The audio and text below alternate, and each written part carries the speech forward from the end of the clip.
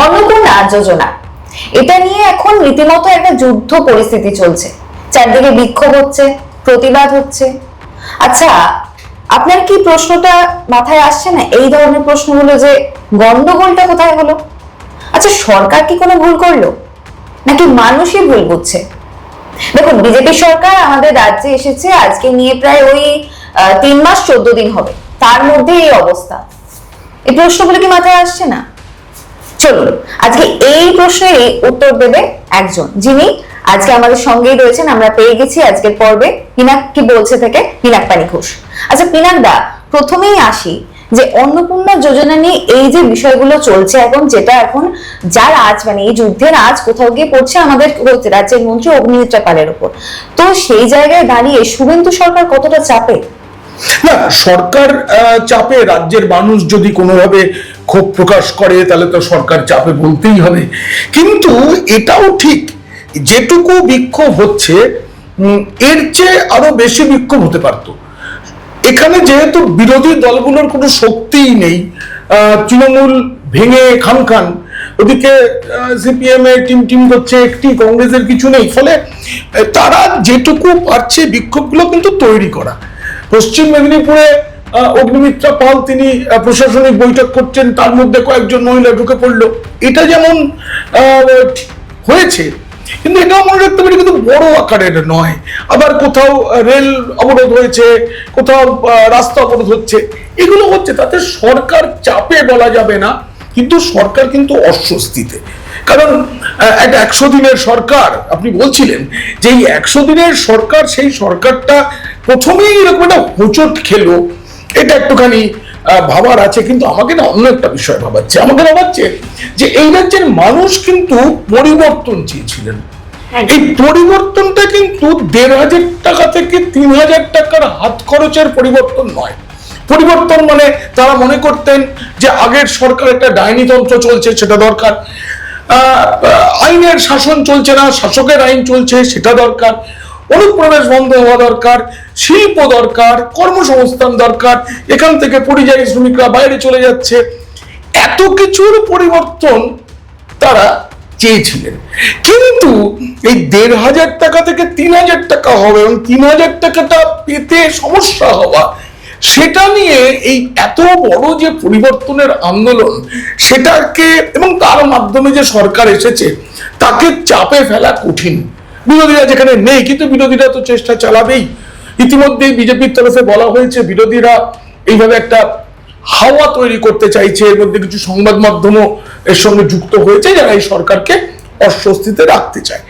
কিন্তু আমার যে প্রশ্নটা বারবার ওইখানে, যে এই রাজ্যের মহিলারা, তাদেরকে ইতিমধ্যেই বিজেপি সরকার যে সুবিধা দিয়েছে, অতীতে তারা সেই সুবিধা পাননি।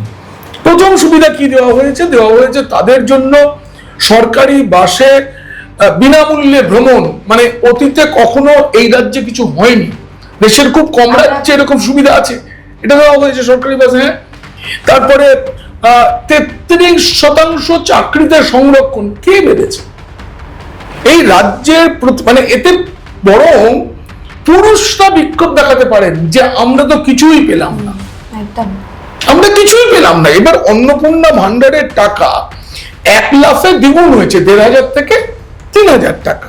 শুধু তাই নয়, বিধবা ভাতা, প্রতিবন্ধী ভাতা, বয়স্ক ভাতা সবকিছু বেড়েছে।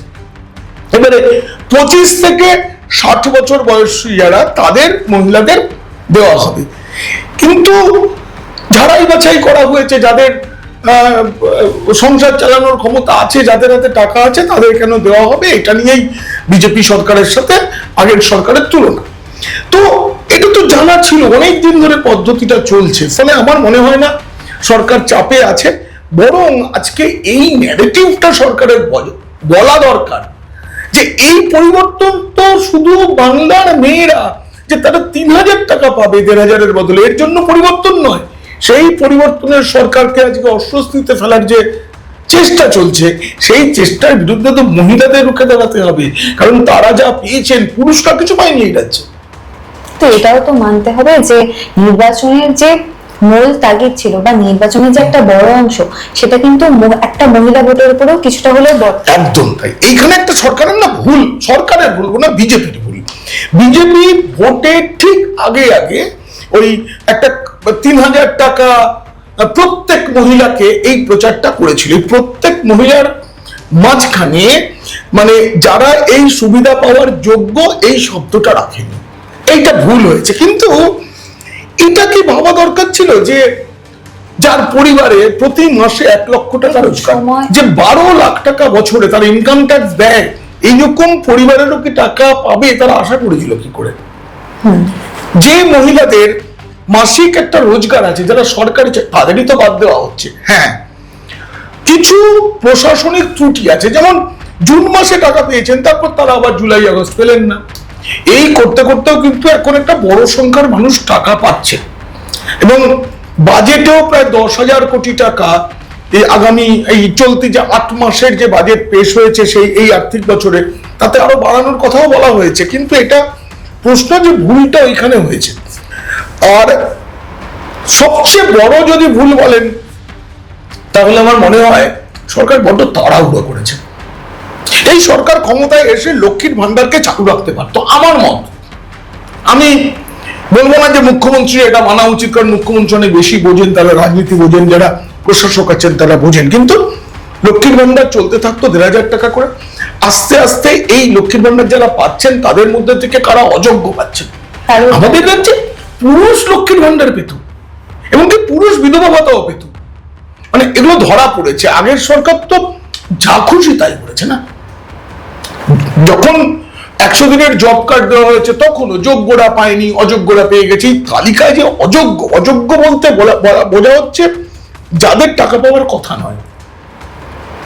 পাকা 3 তলা 4 তলা বাড়ি আছে, সেই বাড়ির সকল মহিলা তারা মাসে মাসে 1,500 টাকা করে পেতেন, এখনো তারা পেয়ে যাবেন, এটা তো হয় না। একটা বিষয় আপনি লক্ষ্য করবেন, এতবার বলা হচ্ছে সরকার তরফে একটা নির্ধারিত সময় দিয়ে দেওয়া হচ্ছে, নির্ধারিত ডেট দেওয়া হচ্ছে, তারপরে স্ক্রুটিনি হচ্ছে। ধীরে ধীরে কি এই সমস্ত বিষয়ের মধ্যে দিয়ে আরো জিনিসটাকে রেস্ট্রিকশনের মধ্যে এনে বা আরো কঠোর একটা আইনের মধ্যে টাকার অ্যামাউন্ট কি কোথাও গিয়ে কমবে? টাকার অ্যামাউন্ট কমবে কিনা আমার মনে হয় কমিয়ে দেওয়া উচিত, কারণ রাস্তাঘাটে না অনেক আলোচনা করতে শুরু করে দিয়েছেন। এর থেকে মমতা বন্দ্যোপাধ্যায় জমানা ভালো ছিল, তখন সবাই 1,500 টাকা পেত। আমার তো মনে হয় এই যে কথাগুলো উঠছে না, এই কথার প্রেক্ষিতে দাঁড়িয়ে বিজেপি সরকার করবে না, আমি জানি, যা কথা দিয়েছে সে কথাই রাখবে। যারা যোগ্য তারা আগামী 3 মাসের মধ্যে, আমি রাজ্য সরকার তথা মন্ত্রী তাদের কয়েকজনের সাথে আমার কথা হয়েছে, তারা আপ্রাণ চেষ্টা করছেন সব ভুল ত্রুটি সরিয়ে সকলকে মানে যাদের থাকা উচিত তালিকায় তাদের নাম আনতে। এবার বিষয়টা হচ্ছে একটা সরকার সবে ক্ষমতায় এসেছে, পুরো এবং পঞ্চায়েত, পুর নিগম পঞ্চায়েতগুলো ভেঙে গেছে।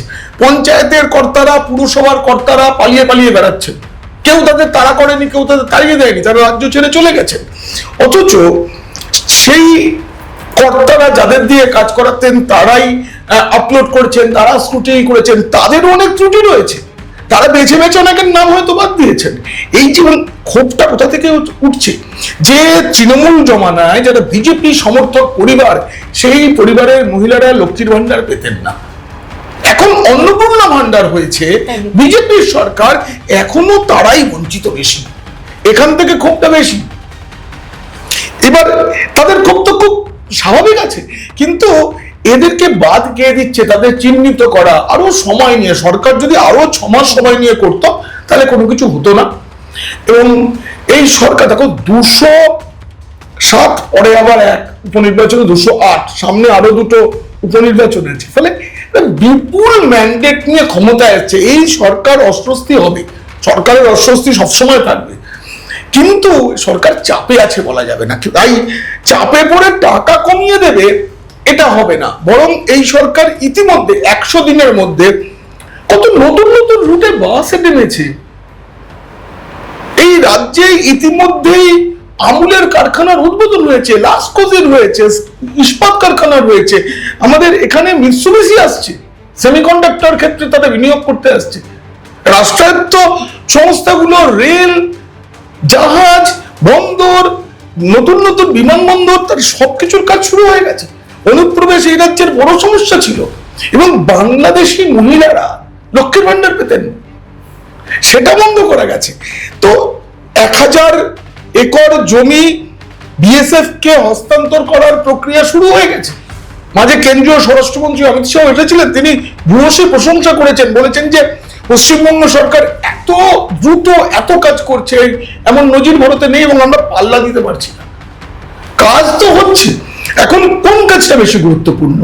মহিলাদের হাতে 3,000 টাকা আজই দিতে হবে, অথচ আমি রাস্তা বানাবো না, আমি স্কুল ঠিক করবো না, আমি স্বাস্থ্য ক্ষেত্রে কাজ করবো না। আয়ুষ্মান ভারত এতদিন বন্ধ ছিল, সেটা চালু হয়েছে, এবার আবেদন প্রক্রিয়া চলছে, সেখানেও 5 লক্ষ টাকা পর্যন্ত পাওয়ার সুবিধা আছে। আয়ুষ্মান ভারতের যে শর্ত আছে, যাদের মিলছে না তাদের জন্য মুখ্যমন্ত্রী ঘোষণা করেছেন মুখ্যমন্ত্রী স্বাস্থ্য বীমা, সেটাও 5 লাখ টাকা। আমরা জানি স্বাস্থ্য সাথী আসলে স্বাস্থ্য ভোগান্তি ছিল, যারা ওটা নিয়ে যেতেন ঠিকমতো চিকিৎসা পেতেন না, টাকা পেতেন না। তো সেগুলো বন্ধ করে এত কাজ হচ্ছে, এই কাজগুলো ফেলে রেখে আগে অন্নপূর্ণা ভান্ডার মিটিয়ে ফেলা দরকার ছিল কি? আমার একটা প্রশ্ন, কোনটা বেশি গুরুত্বপূর্ণ? আজকে একজন মা, তিনি 3,000 টাকা পেতে তার 3 মাস দেরি হচ্ছে, আর আগামী 3 বা 6 বা 8 মাস বাদে তার ছেলেকে তিনি ঘরে পাবেন, তিনি রাজ্যে কাজের সুযোগ পাবেন। রাজ্যে যদি পরিকাঠামো তৈরি হবে না, সেখানে রাস্তা নির্মাণের জন্য এত শ্রমিক লাগবে এবং সেই টাকা অলরেডি কেন্দ্র মঞ্জুর করেছে, তাতে এখান থেকে যারা রাজমিস্ত্রির কাজ করতে অন্য জায়গায় যান তারা চলে আসবে।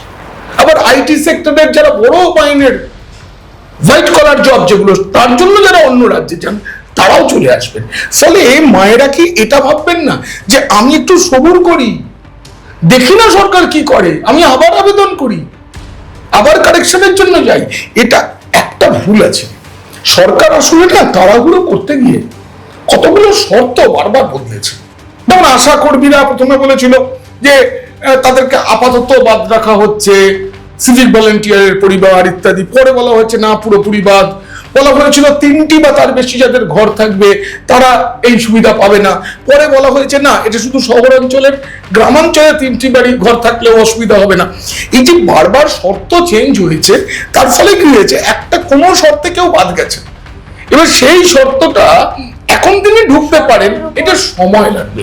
এই সময়টা মায়েরা কি অপেক্ষা করবে নবরেরা যাচ্ছে, নাকি তারা ভাববেন যে আপাতত এই যে কর্মসংস্থানের যে উদ্যোগ, তাতে তো আলটিমেট কাজ হবে, এবং 33% মহিলাদের জন্য সংরক্ষণ, তাতে আমার ঘরের মেয়েরা চাকরি পাবে, তাকে 3,000 টাকার ভাতার জন্য অপেক্ষা করতে হবে না।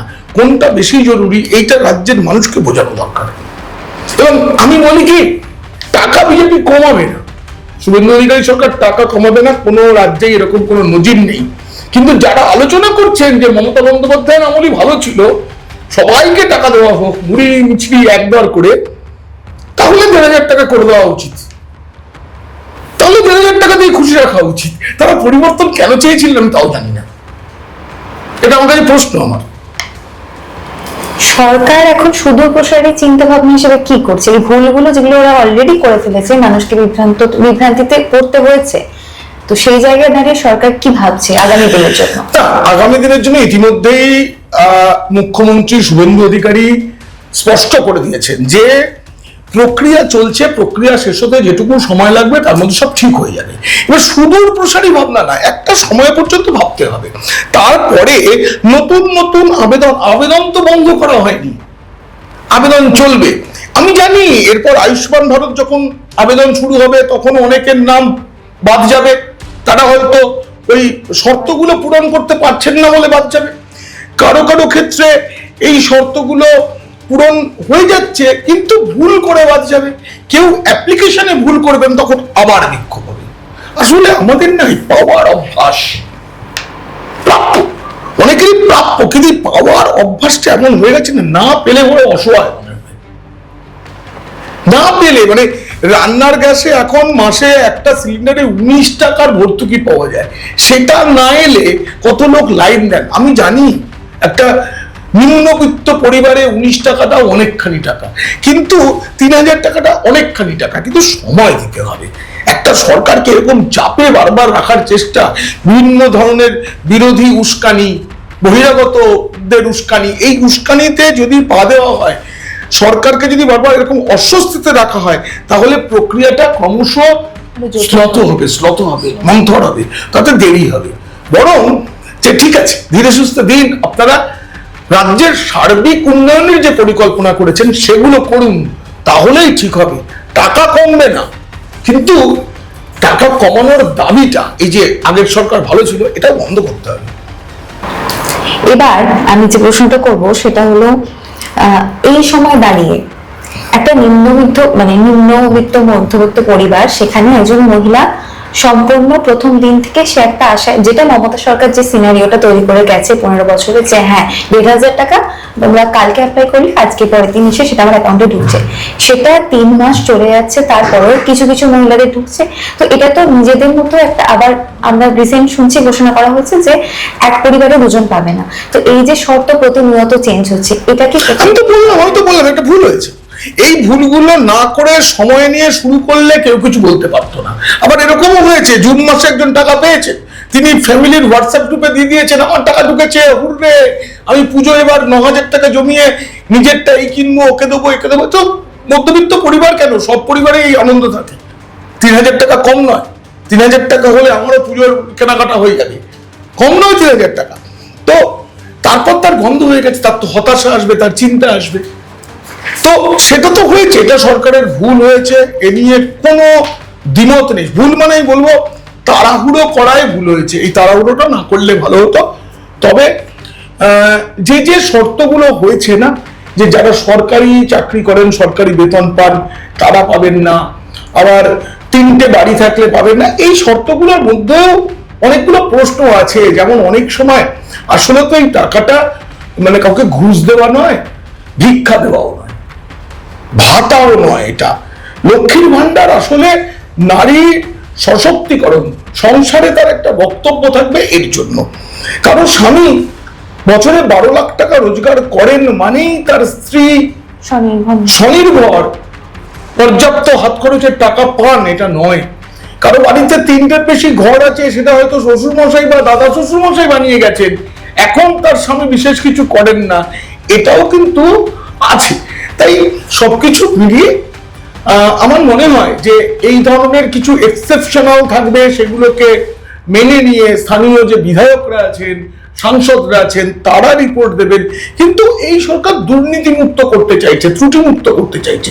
আর যে কোনো কিছুকে না ত্রুটি মুক্ত করতে হলে, যদি আগের সরকার যে ছিদ্রগুলো রেখে দিয়েছিল, যে ছিদ্র দিয়ে রাজনীতি প্রবেশ করতো, দুর্নীতি হতো, সব ছিদ্র যদি ছোট ছোট ছিদ্রগুলোকে বন্ধ করতে হয়, তার একমাত্র দাওয়াই হচ্ছে সময়। তাই সময়টা দিতে হবে। একদমই তাই, সময় দিতে হবে। তাহলে পিনাকদা যা বললেন, ওনার বক্তব্যে এটুকু অন্তত আপনাদের কাছে পরিষ্কার তো, যে 3,000 টাকাটা কমছে না। এই ধরনের সাক্ষাৎকার যদি আরো পেতে চান, তাহলে আমাদের পেজটিকে এখনই লাইক করুন, ফলো করুন এবং ইউটিউবে গিয়ে বেল আইকনটিকে প্রেস করতে ভুলবেন না। আজকের মতো এতটাই, নমস্কার।